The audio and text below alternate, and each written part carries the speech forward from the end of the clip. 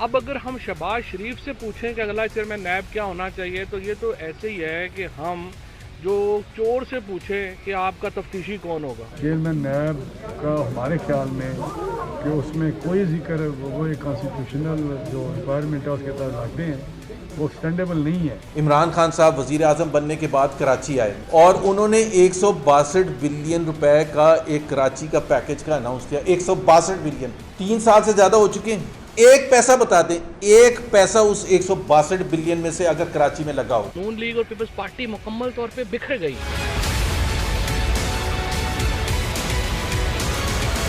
Welcome to news line. मैं हूं doctor Maria Zulfiqar Khan. NAB chairman की मुद्दत मुलाजमत में तोसी के लिए हुकूमत कभी एक मौक़िफ़ इख्तियार करती है तो कभी दूसरा। स्पीकर कौमी असम्बली इस कोशिश में है कि पार्लिमानी कमेटी बन जाए और इंतखाबी इस्लाहात समेत नैब कानून पर वहाँ बात हो।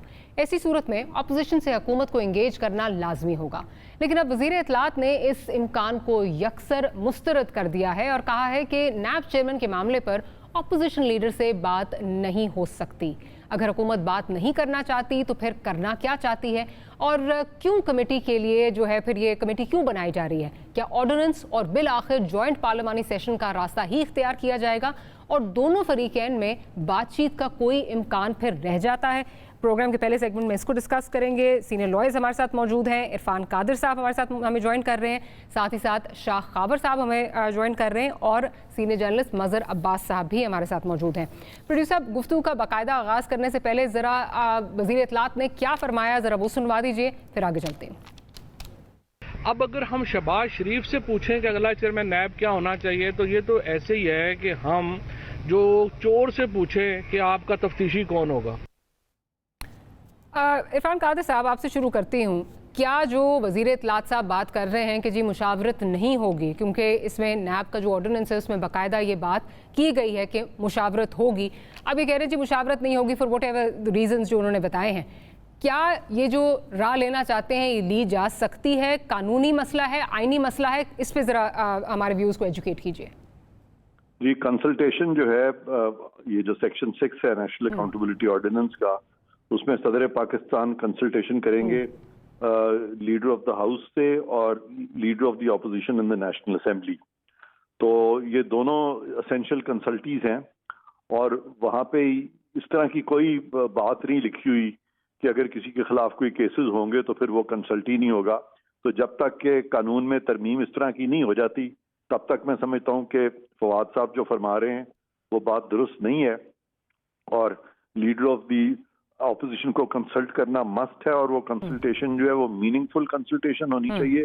और इसका सही तरीका ये है कि लीडर ऑफ द हाउस जो है वो अपने वैलिड रीजंस दें कि जी किस शख्स को अपॉइंट करना है, और लीडर ऑफ द ऑपोजिशन भी वैलिड रीजंस दें कि किसको अपॉइंट करना है। उन दोनों रीजंस का मुवाजना जो है मीनिंगफुल तरीके से सदर पाकिस्तान करें और उसके बाद अपॉइंट करें। ये बाईपास इस तरीके से किया ही नहीं जा सकता।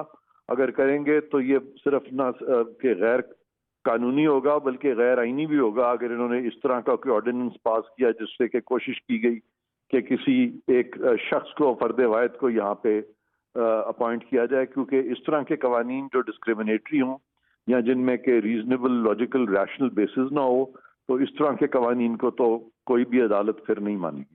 राइट। शाह खाबर साहब की तरफ चलती हूँ। शाह साहब, आप क्या कहेंगे? बिकॉज जो हवाला इरफान कादिर साहब दे रहे हैं आर्टिकल 6 का जो बात हो रही है उसमें मीनिंगफुल कंसल्टेशन बाकायदा उसकी बात की गई है। अब जिस तरह जो ये ऑर्डिनेंस की तरफ जाया जा रहा है, क्या आप मुत्तफिक हैं कादिर साहब से जब वो कह रहे हैं कि गैर कानूनी होगा और गैर आइनी भी होगा, या आप समझते हैं कि इसमें इसकी कोई ना कोई जो है ये एक रास्ता मौजूद है आइन कानून में, ये हो सकता है? देखिए डॉक्टर साहब, अभी जो इरफान कादिर साहब ने बिल्कुल सही तशरीह की है नैब ऑर्डिनेंस की, और स्पेशली जो सेक्शन 6 ऑफ द NAO 1999 है, उसका तो स्पिरिट यही है कि चेयरमैन नैब की तकर्री जो है वो प्राइम मिनिस्टर और लीडर ऑफ द ऑपोजिशन की कंसल्टेशन के बाद सदर मुमलिकत करेंगे। तो लिहाजा ये तो एक मैंडेटरी है कि आप बाईपास कर नहीं सकते लीडर ऑफ द ऑपोजिशन की कंसल्टेशन को। जहां तक इस बात का ताल्लुक है कि इसके बारे में कोई हुकूमत ऑर्डिनेंस लेके आ जाए, या तो फिर ये हो सकता है कि वो एक all together national accountability ordinance 1999 को रिपील करके एक नया ऑर्डिनेंस ले आए वो एक अलग सूरत हो सकती है। दूसरी सूरत अगर वो ये करेंगी गवर्नमेंट कि इसी ऑर्डिनेंस में जिसको कि एक कानून का दर्जा हासिल है उसके सेक्शन 6 में तरमीम करके उसमें जो है ऐसी सूरत निकाल दें कि जनाब वो अगर लीडर ऑफ द ऑपोजिशन या कोई भी वन ऑफ द पार्टीज जो कंसल्टीज हैं उनके खिलाफ अगर केसेस हों तो वो फिर उनसे कंसल्टेशन नहीं। तो ऐसी सूरत में भी मैं समझता हूँ कि वो उस जो पूरा लॉ है उसकी स्पिरिट के अगेंस्ट बात हो जाएगी और ऐसा ऑर्डिनेंस जो है वो चैलेंज हो जाएगा सुपीरियर कोर्ट्स में और ये स्ट्राइक डाउन हो सकता है। तो जहां तक फवाद चौधरी साहब ने ये कहा कि इसका सवाल ही पैदा नहीं होता कि लीडर ऑफ द ऑपोजिशन जो कि बहुत सारी इंक्वायरीज जो है वो फेस कर रहे हैं, बहुत सारे उनके खिलाफ रेफरेंसेस हैं, तो इसकी कानून का इसके साथ कोई ताल्लुक नहीं है। उसकी वजह ये है कि कानून की नजर में किसी के खिलाफ महज इल्जाम होना, उसके खिलाफ तफ्तीश ज़ेर इल्तवा होना या इवन ट्रायल का भी ज़ेर इल्तवा होना किसी को जो है डिसएंटाइटल नहीं करता या शहबाज शरीफ साहब को नहीं करता कम अज कम। तो अगर इसमें इस तोजी पे जाया जाए तो वो तो फिर प्राइम मिनिस्टर इमरान खान के खिलाफ भी एक इंक्वायरी जो है वो भी एक नैब पेशावर में जो है वो भी पेंडिंग है। तो फिर तो आप ये भी कह सकते हैं कि प्राइम मिनिस्टर भी कंसल्ट ही नहीं हो सकते। मैं समझता हूँ कि कानून के मंशा को जो है ये मानना पड़ेगा और कानून को एडहेयर करना पड़ेगा, इसके अलावा कोई चारा नहीं है। सर ऑपोजिशन बिल्कुल आपकी बात से एग्री करूंगी और ऑपोजिशन में ये कह रही है कि अगर यही तोजी दे रहे हैं तो फिर जब चीफ इलेक्शन कमिश्नर की बारी थी तो तब भी फॉरेन फंडिंग केस जो है वो इलेक्शन कमीशन में पड़ा था। उस बेंचमार्क से तो फिर खान साहब के साथ भी जो है वो consultation leader of the opposition को नहीं करनी चाहिए थी। बिल्कुल ऐसे ही है। देखिए कि मैं समझता हूँ कि ये बिल्कुल एक गैर मुनासिब बात है और ये कहना कि जी हमने दरवाजे बंद कर दिए हैं कि इनकी कंसल्टेशन इसलिए नहीं हो सकती कि एक मुल्जिम को कैसे ये इख्तियार दिया जा सकता है कि आपका तफ्तीशी कौन है, ऐसी कोई इशू नहीं है। ये एक बहुत इम्पोर्टेंट कानूनी मामला है। ये नैब का जो एक इदारा है उसकी कारकर्दगी जो है उसका इन्हिसार ही चेयरमैन नैब की जो है वो शख्सियत के ऊपर होता है। तो लिहाजा इसको हम इतना कैजुअली नहीं देख सकते और इस तरह जो है हम सेल्फ इम्पोज्ड एस्टॉपल नहीं लगा सकते किसी के साथ। ठीक, मल साहब की तरफ चलती हूँ। मल साहब, एक तरफ कमेटी जो है वो खेला जा रहा है, दूसरी तरफ जो है ये लगता तो यही है कि ऑर्डिनेंस की तैयारी जो है वो की जा रही है, बिकॉज अगर आपने कंसल्टेशन नहीं करनी तो वो ऑर्डिनेंस के जरिए ही जो है वो की जा सकती है। हुकूमत करना क्या चाह रही है? मतलब बजाय इसके कि इस वक्त पॉलिटिकल टेम्परेचर नीचे लाया जाए, ये तो लग रहा है कि ज़्यादा जो है वो एक डिस्कॉर्ड की तरफ जो है वो जा रहे हैं। करना क्या चाह रही है हुकूमत? और ये कमेटी फिर सिर्फ आई वॉश है?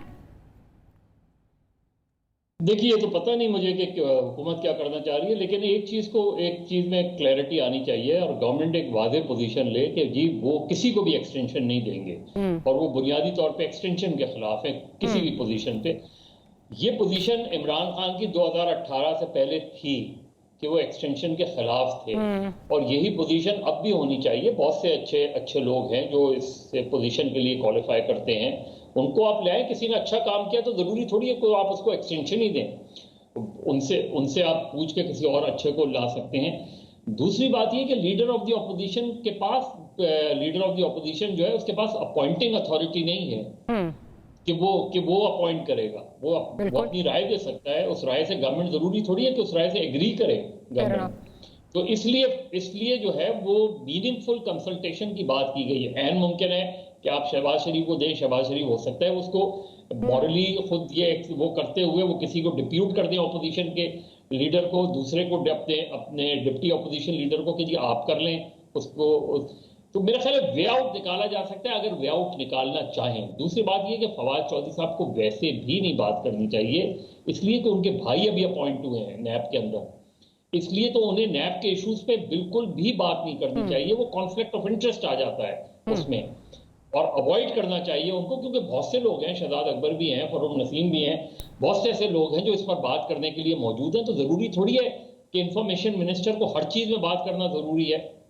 मेरे ख्याल में अगर एक प्रिंसिपल डिसाइड है, और देखिए स्पिरिट यही है इस कानून की, इस लिहाज से स्पिरिट यही थी कि नॉन एक्सटेंडेबल है ये। अगर नॉन एक्सटेंडेबल एक प्रिंसिपल उसूल है, आज फर्ज करें आप इस क्लॉज को निकलवा देते हैं किसी वजह से, कल आप भी तो ऑपोजिशन में होंगे, फिर उस वक्त की गवर्नमेंट ये कहे, ये पोजीशन ले ले कि जी किसी भी वजह से कि जी लीडर ऑफ द अपोजिशन से कंसल्ट करना जरूरी नहीं है, तो खुद अपने आप को उस पोजीशन पे भी रख के देखना चाहिए। यही प्रॉब्लम हमारी गवर्नमेंट्स की भी है, यही प्रॉब्लम हमारी ऑपोजिशन की भी रही है कि वो जब कोई कानून साजी होती है खास तौर पे, तो वो ये देखते हैं कि मेरे पीरियड में वो कानून साजी कैसे रहेगी, मुझे कितना सूट करेगी, विदाउट रियलाइजिंग कि कल जब वो अपोजिशन में होंगे तो वो कानून साजी उनको कितना सूट करेगी। तो मेरे ख्याल में कि एक प्रिंसिपल, एक जो है पॉलिसी डिसीजन आना चाहिए गवर्नमेंट का कि जी हम नैब के चेयरमैन को एक्सटेंशन नहीं दे रहे, ना हम, क्योंकि हम बुनियादी तौर पे एक्सटेंशन की पॉलिसी के खिलाफ हैं, लिहाजा ये डिबेट ही खत्म हो जाएगी, ये कंट्रोवर्सी खत्म हो जाएगी, फिर आप नए नामों पे कंसल्ट कर लें, उसमें आपको कोई हर्ज नहीं है। लीडर ऑफ द अपोजिशन को अगर आप भेजेंगे और आपका ख्याल ये होगा कि लीडर ऑफ द अपोजिशन ने कोई नाम ऐसा भेजा है जिसपे आपको इतराज है, आप नहीं करें, क्योंकि लीडर ऑफ द अपोजिशन के पास तो अपॉइंटिंग अथॉरिटी नहीं है। सही।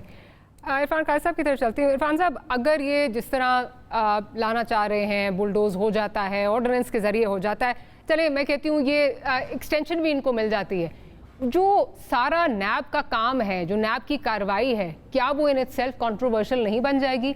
इसकी क्रेडिबिलिटी क्या रह जाएगी अगर कंट्रोवर्सी आफ्टर कंट्रोवर्सी जो है वो चली आ रही है, चाहे वो अपॉइंटमेंट हो, चाहे नैब चेयरमैन की अपनी ज़ात हो, वगैरह वगैरह सारी चीज़ें, या फिर इल्ज़ामात ऑपोजिशन के भी और कोर्ट के भी रिमार्क्स कि जी नैब जो है वो पॉलिटिकल इंजीनियरिंग के लिए इस्तेमाल हो रहा है, और ये तमाम एक कंट्रोवर्शियल प्रोसेस से जो है वो गुजर के और ये अपॉइंटमेंट होती है, क्या क्रेडिबिलिटी क्या रहेगी एहतसाब की? देखें, इसके दो एस्पेक्ट्स हैं आपके इस सवाल के जवाब में।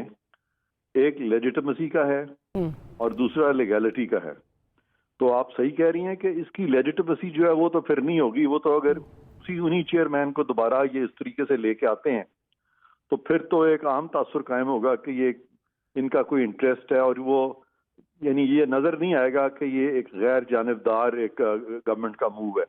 दूसरी बात यह है, लीगैलिटी को अगर सामने रखें तो ऑर्डिनेंस के जरिए जब तरमीम लाई जाएगी कौमी एहतसाब के कानून में, तो वो तरमीम जो है वो आया ऑर्डिनेंस के ख़त्म होने के साथ ही ख़त्म हो जाएगी, या कि जब ये ऑर्डिनेंस, तरमीमी ऑर्डिनेंस 4 माह के बाद ख़त्म हो जाएगा तो वो जो इम्प्लांट इसने लगाया है नैब के कानून में वो इम्प्लांट रहेगा।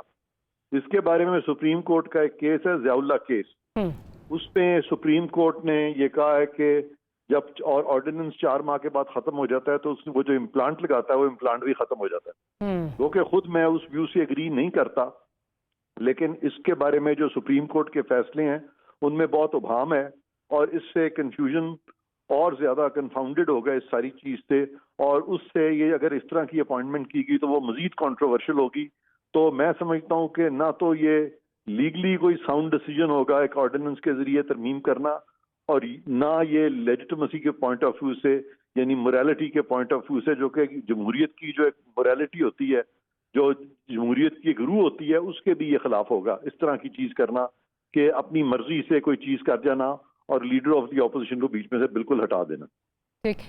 शाह कादर साहब, आप इस पे क्या कहेंगे जो लेजिटिमेसी और लीगैलिटी की बात इरफान कादर साहब कह रहे हैं, और ये जो पूरा एहतसाबी प्रोसेस है इसको फिर क्या आप समझते नहीं बहुत बड़ा सवालिया निशान इस पे लग जाएगा अगर इन्हीं की extension with all the controversies, अभी वो हम जिसकी तस्करा कर चुके हैं, मल्टीपल कंट्रोवर्सी है, कोई एक भी नहीं है।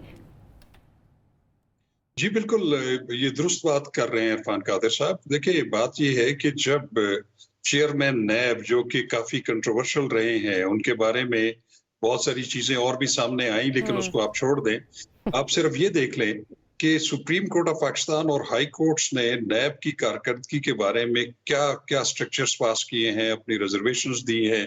इवन जो हमारे एक साबिक चीफ जस्टिस आसिफ सईद खोसा, जब साकिब निसार साहब का जो फुल कोर्ट रेफरेंस हो रहा था और उसके बाद वो चीफ जस्टिस बनने जा रहे थे, उन्होंने भी अपने एड्रेस में इस पे बिल्कुल बरमला इस चीज का इजहार किया था कि नैब जो है वो बदकिस्मती से पॉलिटिकल इंजीनियरिंग जो है उसका शिकार है और उसमें ट्रांसपेरेंसी की कमी है। उसके बाद बहुत सारी जजमेंट्स हैं। फिर एक जस्टिस मकबूल बाकिर साहब की सरबराही में एक बेंच ने बहुत ज्यादा तहफुजात का इजहार किया।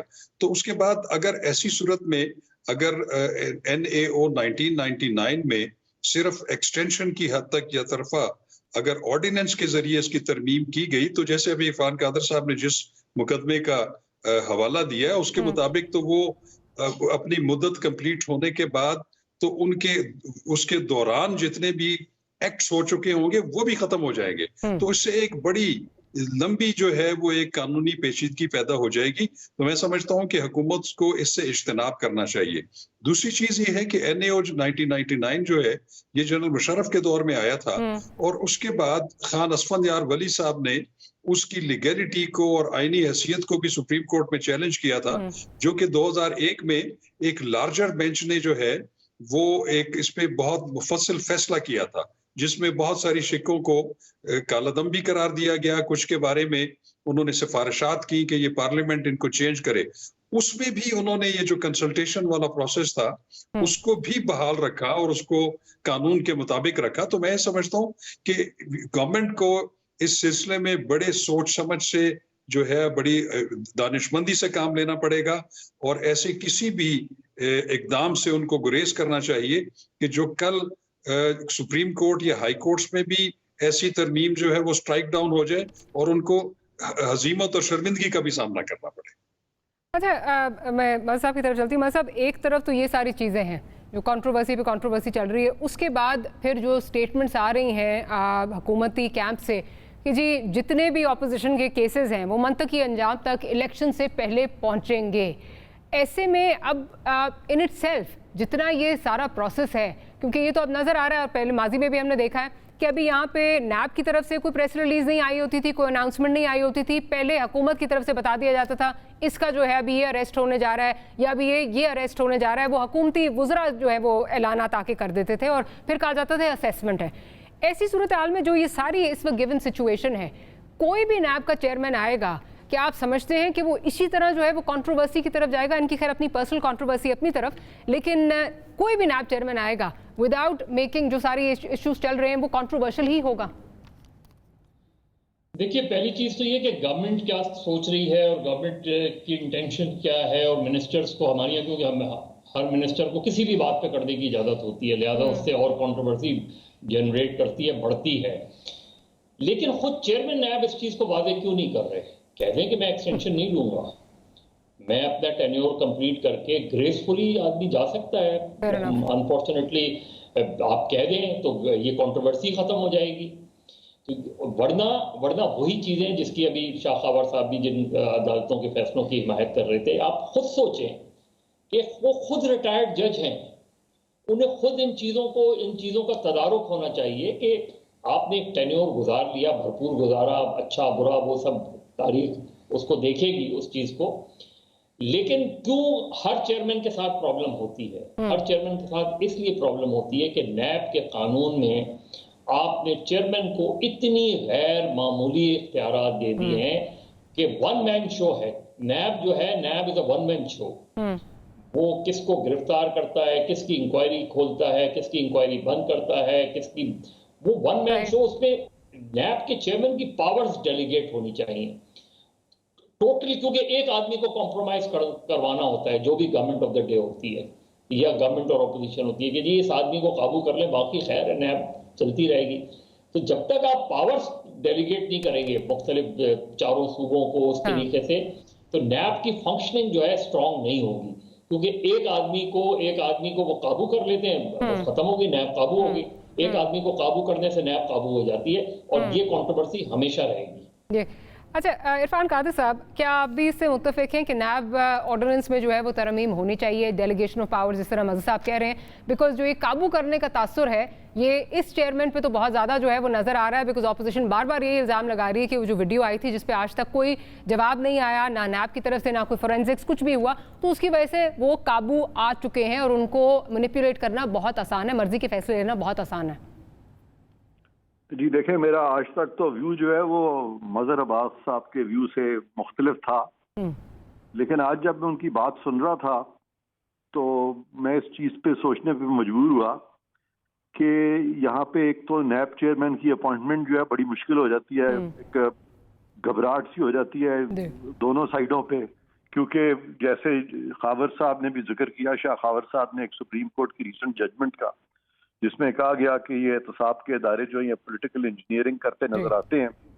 तो इसलिए जैसे हवाई जहाज जब टेक ऑफ करता है, जंबो जेट या हमारी एयरबस, उनके 4 इंजन होते हैं और 4 इंजन में एक इंजन तो फेल हो सकता है, चारों फेल नहीं हो सकते। तो उसी प्रिंसिपल पे अगर ये नेशनल अकाउंटेबिलिटी कमीशन बना दिया जाए और 4 या 5 लोग इसमें शामिल किए जाएं जो कि अपने अपने शोबे से टॉप पोजीशंस जिन्होंने हासिल की हों, तो एक मसलन आप ब्यूरोक्रेसी से ले लें, एक जुडिशरी से ले लें, एक फौज से ले लें, एक सियासतदानों में से कोई टॉप पॉलिटिकल पर्सनैलिटी ले लें, उनमें से फिर एक शख्स जो है वो सिर्फ एडमिनिस्ट्रेटिव उसको रेगुलेट करने के लिए उसको थोड़ी सी फौकियत दे दें, ताकि तो उस तरह से अगर नेशनल अकाउंटेबिलिटी कमीशन बन जाए तो फिर ये जो मिसयूज ऑफ अथॉरिटी जो लगता है कि एक शख्स कर सकता है या एक शख्स जो है वो वल्नरेबल भी हो जाता है, क्योंकि नैब के अंदर जो लोग हैं जो वहां बैठे हुए हैं बड़ी देर से, वो जब वो नया शख्स कोई आता है तो उसको वो सारी बात सही पैराए में बताता ही नहीं है।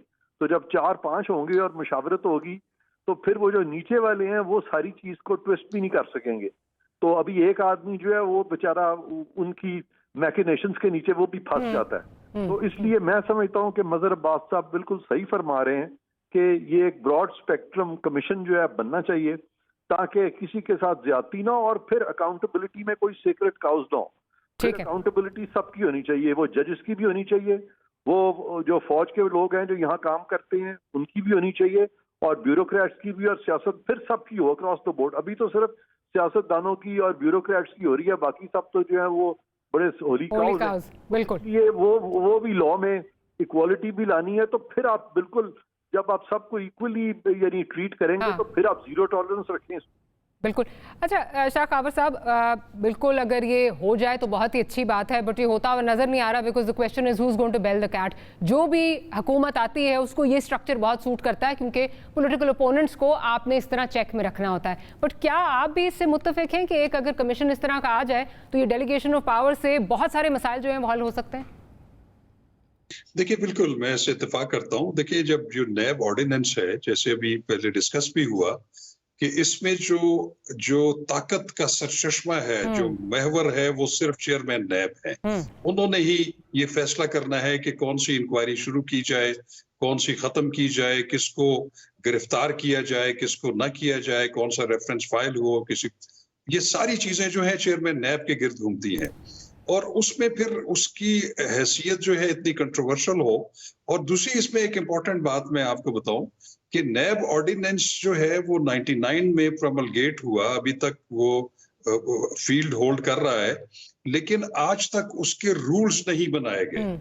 और ये एक बड़ा इंपॉर्टेंट होता है किसी भी लॉ में रूल्स बनाना, और नैब ऑर्डिनेंस खुद ये प्रोवाइड करता है कि जो इसके रूल्स बनाए जाएंगे। रूल्स इसलिए जरूरी होते हैं कि उसमें आप हर चीज का प्रोसीजर प्रोवाइड कर देते हैं कि अगर इंक्वायरी इनिशिएट होनी है तो कैसे होनी है, अगर चेयरमैन नैब के पास भी इख्तियार है तो वो कितना स्ट्रक्चर्ड होगा, उसमें क्या हदूद और कयूद होंगी।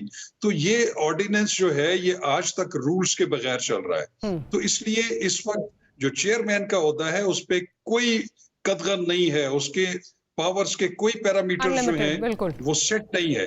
तो इसलिए मैं समझता हूं कि ये नैब को आप उसी वक्त, या कोई भी एहतसाब का इदारा हो, उसको आप कोई भी नाम ले लें, उसकी क्रेडिबिलिटी उस वक्त तक बहाल नहीं हो सकती जब तक उसकी कॉम्पोजिशन जो है वो बिल्कुल फेयर और इम्पार्शल हो और बिल्कुल नजर आए कि इसमें जो लोग बैठे हुए हैं उनका किसी पॉलिटिकल मोटिव्स नहीं है, किसी पॉलिटिकल पार्टी से उनकी इंक्लिनेशन नहीं है, और वो सही मानों में एक ऐसा इदारा है जो कि इस मुल्क में बिला इम्तियाज जो है और बेलाग एहतसाब कर सके। इसकी बहुत ज्यादा On that note, I'll close this segment. Shah कावर साहब और इरफान काद साहब, आपका बहुत शुक्रिया। वज़ीर आज़म का जो कराची का दौरा है उस पर बात होगी। That and much more right after a short break.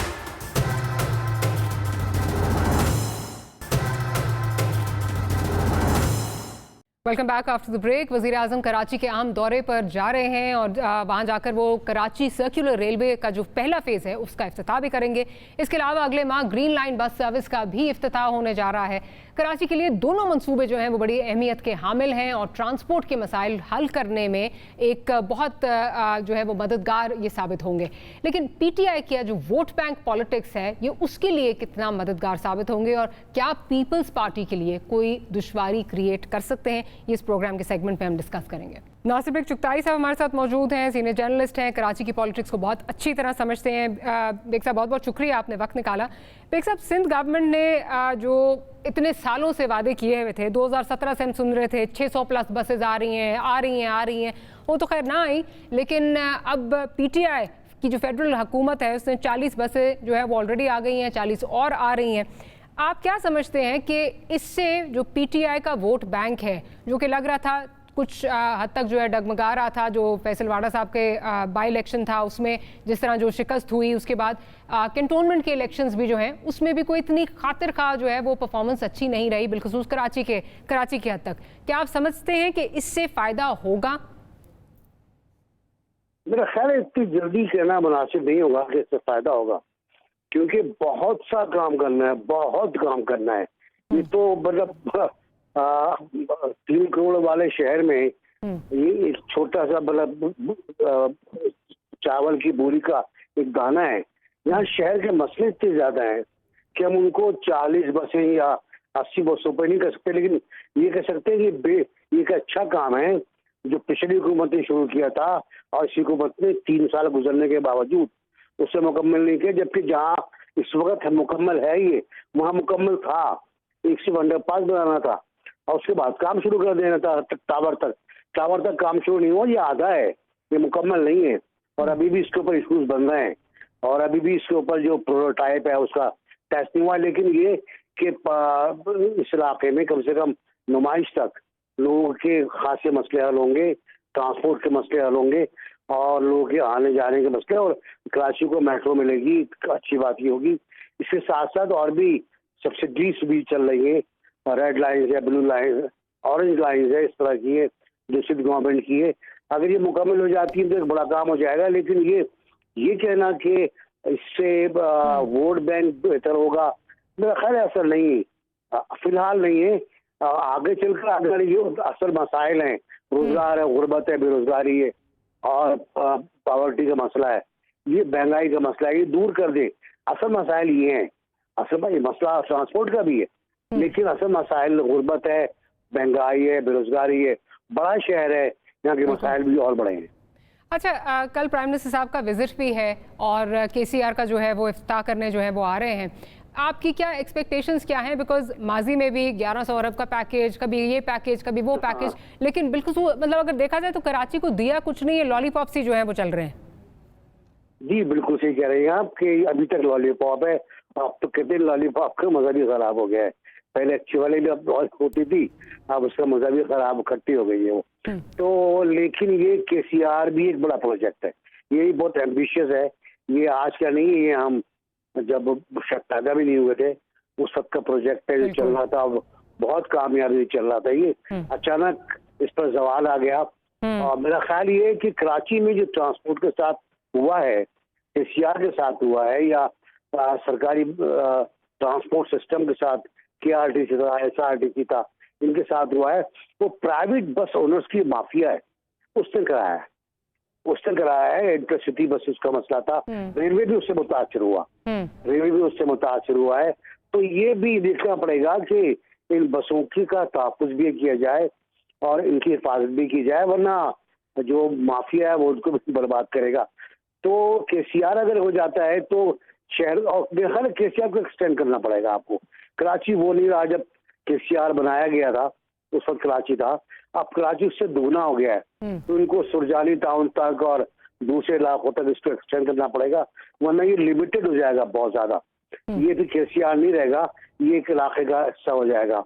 तो अब उसका कराची अगर आप कह लें कि 5 किलोमीटर का था, तो आज कराची 15 किलोमीटर का है। तो उस हिसाब से केसीआर को, और इसमें मैंने सुना है गैर मुल्की इमदाद बहुत तगड़ी आ रही है और बहुत ज्यादा इमदाद नहीं, मतलब कर्जा आ रहा है और फाइनेंस किया जा रहा है।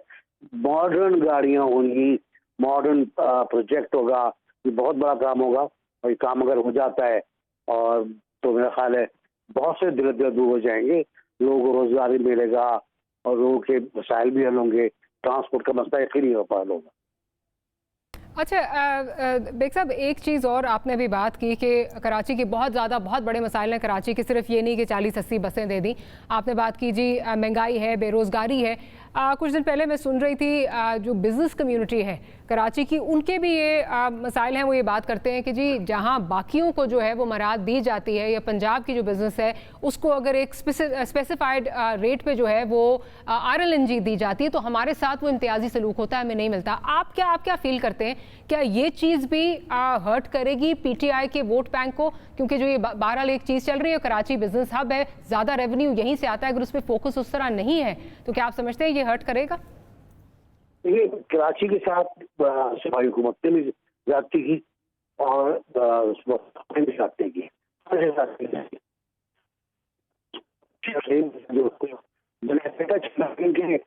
जर्नलिस्ट हूँ, इसलिए मैं टाइमिंग रहता हूँ रबी में कि भाई नहीं पहला मैं देखता हूँ, कुछ नहीं हुआ। लेकिन आगा साहब जब कहते हैं, साबिक सेक्रेटरी फाइनेंस और बहुत बड़े ब्यूरोक्रेट रह चुके हैं, कि कराची को कानूनी समझा गया, कराची को नौआबादियाती इलाका समझा गया और उस पर हुक्मरानी की गई। और तो मुझे लगता है बहुत से खदशात दुरुस्त हैं, क्योंकि जागा साहब एक आम आदमी नहीं है, अगदर से आए और उन्होंने पिछले साल कहा था तो उन पर बहुत क्रिटिसाइज हुआ, बहुत तनकीद हुई। अब उन्होंने जो दोबारा कहा है कि मैंने जो कहा था मैं उस पर कायम हूँ, क्योंकि 1 साल हो गया है कराची को 1100 अरब में से कुछ नहीं मिला, 350 अरब इन्होंने दिखाए खर्च करते हुए, और वो भी यहाँ वहाँ तो कुछ नहीं मिला। फिर कराची के साथ इन्वेस्टमेंट हो रही है, कराची का जो जमीन के पैसे सुप्रीम कोर्ट के पास है वो अब तक कराची नहीं मिले, पैसे कराची की जमीन के, और उसमें सुप्रीम कोर्ट का फैसला भी करना है। वो लोग भी सोच रहे हैं कि क्या हो रहा है, क्यों हो रहा है। तो अब सुप्रीम कोर्ट का ज़ाहिर अपना उसूल है कि वो तय करेगी कि कहाँ मुमकिन तौर पर वो ये फैसला करे कि नए प्रोजेक्ट लाएं, आप कोई ग्रुप कमेटी बना दे, वो कि ये कमेटी फैसला करेगी। ये सब बातें हैं और ये बातें असर करती है, लोगों पे असर करती हैं। फिर जब आप कोई एक शख्स या कोई एक इदारा ये कहता है कि सिंध हुकूमत जो है वो नाअहल है, नालायक है, बेवकूफ़ है, और बाकी हुकूमतों में भी वो मसाइल होते हैं, वहाँ नहीं कहा जाता, तो उससे भी असर पड़ता है, उससे भी खास असर पड़ता है कि ये हमारे साथ क्या हो रहा है। तो मैं यूनुस दागा साहब के बयान पे वापस जाऊँगा कि उसको आप देखिए, उस पर हम जो रिसर्च भी कर सकते हैं, लेकिन यूनुस दागा के बयान पे रिसर्च करना ऐसा ही है कि जैसे एक PhD से कहा जाए कि वो प्राइमरी क्लास की क्लास को पढ़ाया करे। तो मुझे लगता है ये कराची का जो शेयर है फेडरल रेवेन्यू में और प्रोविंशियल रेवेन्यू में खर्च किया जाए तो बिल्कुल ठीक, कराची का जो शेयर है, जो ड्यू शेयर है, वो खर्च किया जाए कराची पर। बहुत बहुत शुक्रिया नासिर बेग जुताई साहब, आपका बहुत शुक्रिया, आपने प्रोग्राम के लिए वक्त निकाला। इस सेगमेंट को यहीं क्लोज करती हूँ, एक छोटी सी ब्रेक लेते हैं। ब्रेक के बाद UNGA का जो सेशन है उस पर बात होगी। फॉर्मर सेक्रेटरी नजमुद्दीन शेख साहब हमारे साथ जो है वो मौजूद होंगे, फॉर्मर फॉरेन सेक्रेटरी, उनसे बात करेंगे। That and much more right after show.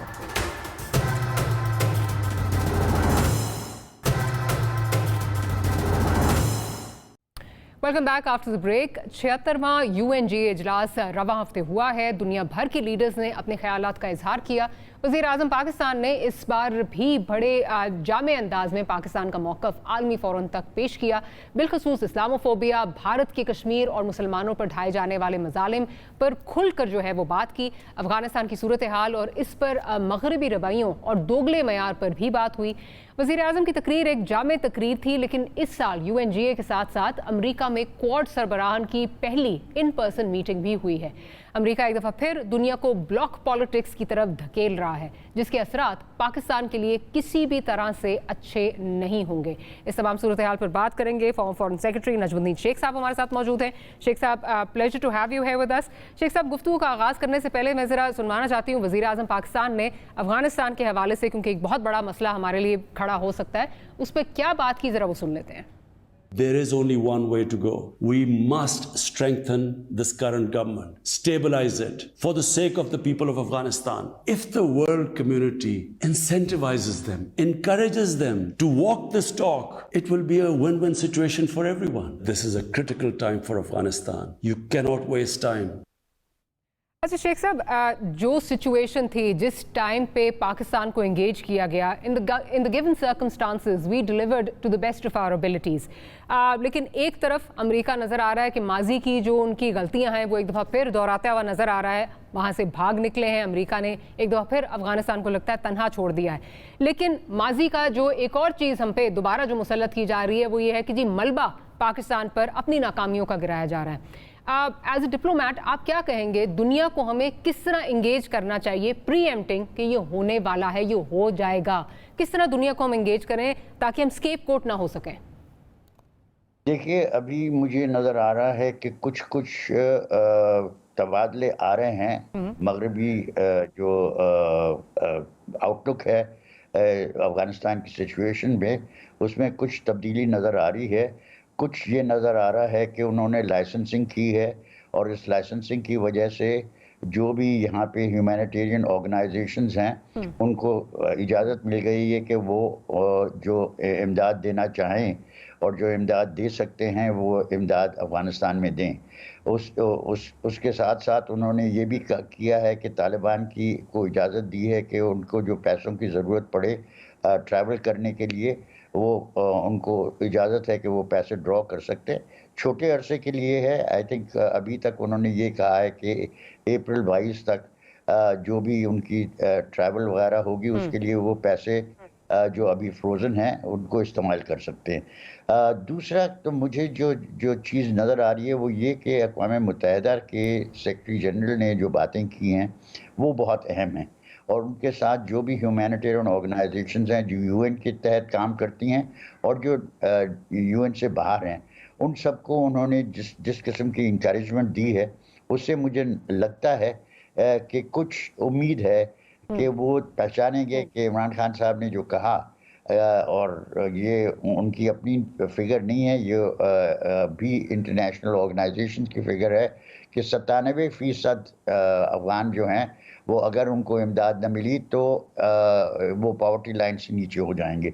तो उसके लिए मुझे लगता है कि कुछ एहसास है, और एहसास इस वजह से भी है कि उनकी सेल्फ इंटरेस्ट है सबकी, कि अगर वो चाहते हैं कि दहशतगर्दी का गढ़ न बने अफ़गानिस्तान, तो अफ़गानिस्तान की जो इस वक्त हुकूमत है, जो रेजीम है, उसके साथ उनको काम करना है, और वो उन्होंने काम किया है। जो वहाँ से लोग निकले हैं वो इसी वजह से निकल सके हैं क्योंकि तालिबान ने उनको जाने की इजाज़त दी है, और जो भी डॉक्यूमेंटेड बंदे हैं, अफगान हैं या फॉरेनर्स हैं, उनको जाने दिया है।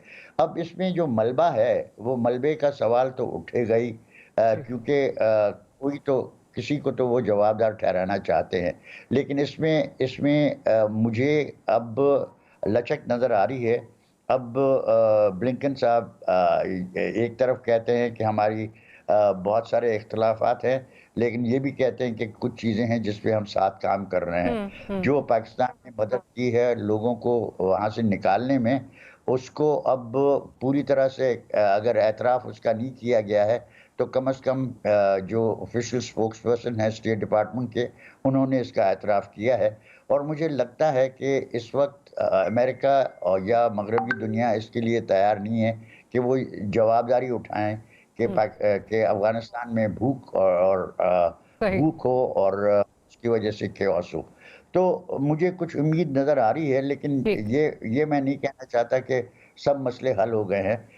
जो इमरान खान साहब ने कहा कि साहब वॉक द टॉक, अगर आपको तालिबान से करवानी है तो वॉक द टॉक ऐसे ही हो सकती है कि आप उनके साथ काम करें, और आप उनसे इमरान खान साहब ने ये बहुत अच्छा कदम उठाया है कि हमने भी उनको अभी रिकग्नाइज नहीं किया है गवर्नमेंट के तौर पर। राइट। अच्छा शेख साहब जी, बिल्कुल शेख साहब, एक तरफ अब अगर ये यूएन का जो थीम है इस साल का, यूएनजीए का जो थीम है, उसमें revitalisation of the United Nations की बात की गई है, एक तरफ ये चीज़ कही जा रही है, दूसरी तरफ हम देख रहे हैं कि अमेरिका जो है वो फिर ब्लॉक पॉलिटिक्स की तरफ जा रहा है। क्वाड का सेशन, इन पर्सन सेशन जो है वो चल रहा था।